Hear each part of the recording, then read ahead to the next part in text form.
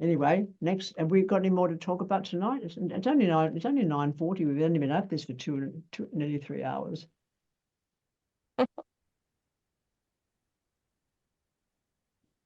Victoria. Hello. I'm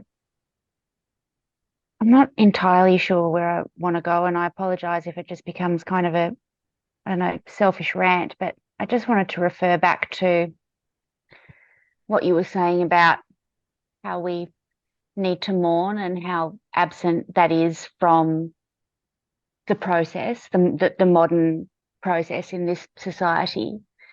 And I guess that topic is something that's dear to me, is popping into my head, but that's not what I mean. But when Susie, mother person, drops dead suddenly at 59 on the 24th of April 2020. And so the whole world was shut down. We were not able to come together at all. There was an express funeral where 5 of us at a time were allowed to spend 20 minutes with Susie's body in a plywood box in the foyer of the funeral home. And I got a cab back to my home where I was alone. And then later, as siblings and other people returned to seemingly or on a surface level and return more easily to some sense of normality, a confluence of illness and things like that. I don't really know where the boundaries are, but I have struggled immensely since. And it has been suggested to me that it's pathological grief, and that I should have gotten over it, and even that this pathological grief might be suggestive of a mood disorder. Several things have happened. Everything should have got out of the way so that everybody who was involved in Susie's death could come together. Much more than that, when they came together, everybody should have been allowed or permitted. I mean, the fact, the description you give of her in the pinewood box is horrendous, because lay her on a field of flowers, even if there was hatred, when there's hatred, there was at one stage love, and always there was something that we want to give to that person for having been whatever they've taught us, even if they've taught us resilience through harm. The dressing of the body, the covering of the body of the flowers, the spending time with each other, the mourning, the hands on the earth, really allowing ourselves to she should have been laid on the soil. She should have been covered in soil. She should have been covered in marigolds, in violets, in ivy, in branches, in twigs. Every animal around the place should have been able to come and sniff. There's just this sensation of what you were denied is why you can't stop grieving is because you were denied the full experience of death.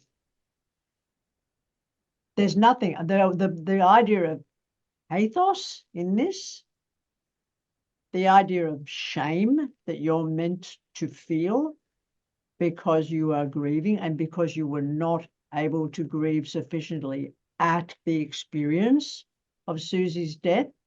At the end of your experience of Susie, you couldn't then reflect with everybody else on the fullness of the knowledge of who you are. You couldn't express what you'd gone through in your grief and your sadness at the things that had happened to you.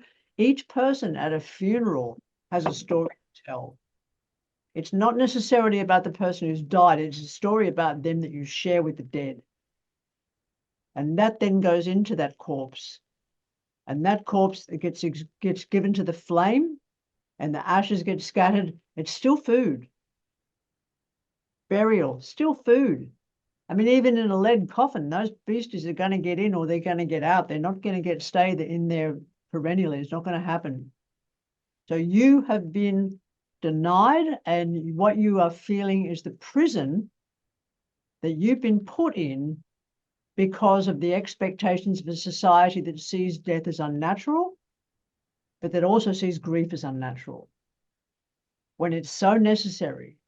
And I think the one thing that we could do as a collective group of people, wherever you are, is to find a place where you can start to burn paper.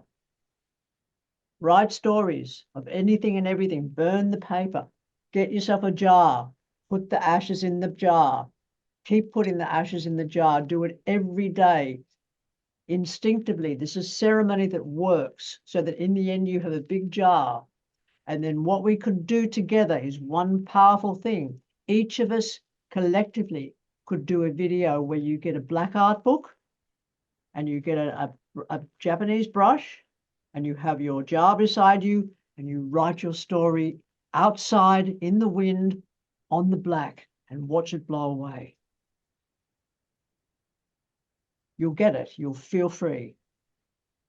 You'll be free, because that's all that is left, is what's blowing in the fucking wind. Thanks, Bob Dylan. But that's actually what's true. And we can be, the most important thing we can do towards, and you also, Victoria, in the grief process, is to be active in your grief. The suppression of the grief causes so much more grief. The denial of grief is, I don't understand that. There's not that many humans that I've buried, but I've buried a lot of other species, and I howl. And it makes other people cry. And that's all right. I'm not going to stop it. I'm not going to stop it because somebody thinks that it's impolite in some way to express my feelings that way. You know, when you come for coffee in the mornings, Victoria, and I put my arms around you, it's not a half-hearted fucking hug. This is serious huggery that goes on. So it's not a matter of increments to do with living. It's boom, big. But beginning ceremony now is in preparation for your own death and to write out how you want to die. I want to be put in the ground, in a hole in the ground. And I set that in motion. I've written my will before I left for Ireland in 2003. Making certain that I go in the ground so that I'm completely, I know formaldehyde, put me in the ground. I'm clean enough. I'm not going to dirty or sully the soil. The soil wants my flesh. And I won't give a, I don't give a fuck if anybody mourns or not, because I'm living, you understand. But we can get that ceremony started now. We don't need to wait. And if you're living in a flat in the middle of fucking East London, Lee, or West London, or wherever you happen to be, you can find a place where you can do that secret burning. And you can write all the shames you've ever had on those papers, and then you pull them out of that page, pull them out of that book, burn it. Paper burns white ash. White ash is pretty cool, particularly when you put it through your hair and you put it through your body, or you do it to your sisters, or you do it to your brothers, or you do it to your uncles and aunties and mothers. We within our society can create a culture of truth, and we can create a culture that is based on respect of the way life is, and not in any way, shape, or form think that there's anything against life, because there isn't. It's only the opinion that hurts the living. Who are telling you that you're pathological, Victoria. That is so insulting. Mira, you please tell not to cry at the hospital and not to cry during the funeral. How devastating. Another form of song, isn't it? Grief. I mean, how often when you hear certain kinds of song are you brought to tears? And you're brought to tears because the love that's in that song. It's always about the love that's in the song, and about the spectacular nature of the human sound, what we can do. I mean, I can still remember the first time any human being said, I love you. Well, he died not long after that from a morphine overdose. And I was asked if I wanted to go by his mother, if I wanted to go to the funeral. I said, no, why? He's dead. I've got the living. Do you understand?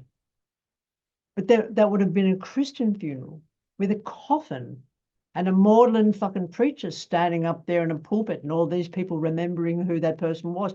If and when we love a person, we don't need to remember who they were. We know who they are. They're us. The touching, the communion that's taken place, even sometimes the aggression and the anger and the upheaval that we've gone through with that person has made us who we are. Isn't that a beautiful thing? I think so. But I think it's really important for everybody to decide how you want to live in preparation for being dead. People do ceremony for what? For religious reasons? That's stupid. If I can mention an extraordinary film, it's a Japanese film called Departures, and the idea of what's appropriate and what's not in a culture, depending on somebody else's viewpoint, and what's embarrassing or humiliating. But until such time as we plant these new seeds, we're not going to get anywhere. We're just going to talk about it. So I'm suggesting we do ceremony, and that we do ceremony in preparation for death. And then it's something else. And we write out how we want those ashes to blow, or that we covered in them, or that the people who attend our burial in the hole in the ground cover themselves with all our thoughts and all those ideas and all those fears and all that shame we might have had, and then let themselves go loose and let the wind take it, which in some ways is why burning is appropriate. But burning in a crematorium is a terrible thing. From my point of view, it's hidden. The ashes that a person gets in an urn, they're not the ashes of the dead. That's not true. If you're going to do this, do it where it can be seen. The shame that's associated with death, like we're not supposed to do it, it's a shameful thing. That's what you're experiencing, Victoria. That in some way you should be ashamed that you're grieving. You haven't even probably touched the surface of that grief because you haven't allowed yourself.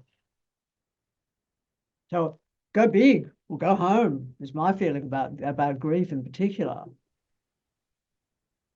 I just want to thank you for the little bit that you said about that she should have been laid on the earth and covered in marigolds, and that was very special, and I won't forget that. Thank you.